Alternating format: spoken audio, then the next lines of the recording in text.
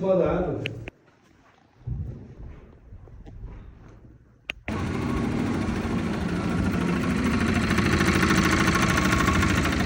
İnşallah çok ama komentarya yazıp sorabilir.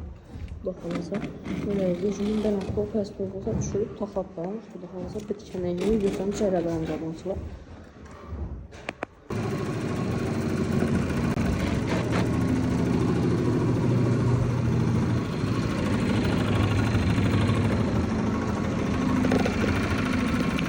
Selamünaleyküm, hürmetli muhteşem girenler abonacılar. Xuda xalasa böyüne şavatda nedir döşəklərdik. Görüşeceğiz mümkün. Qaçıstığını qaytaq girenlerimizden döşəklərdik. Sifətlərini qaranda abonacılar. Öğretmenlərsə boladı. Kimə jündi xizmətlərimiz yayıb olsa girenler ömrə gələ verəsə. Xuda xalasa bənən kopres qolatıb.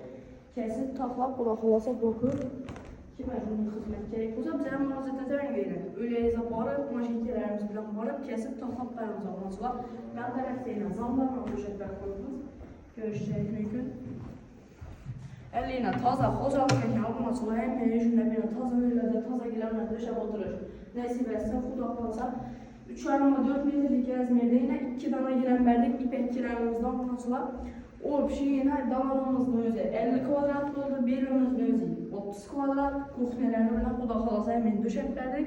70 kvadrat girəm sattık o bir şey. Abonacılar, olan yine sifətinə bir göz verəli. Ne deydi bu abonacılar?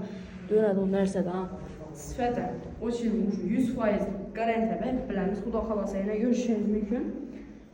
Abonacılar hem meyişində taza girənlər döşək oturuş nəsib etsə xuda xalasa podpiskiya like basıb qoyuş istən çıxmasın. Xuda xalasa keyinci klientimiz düyünüb, keyinci videomuzda koy varımız abonacılar.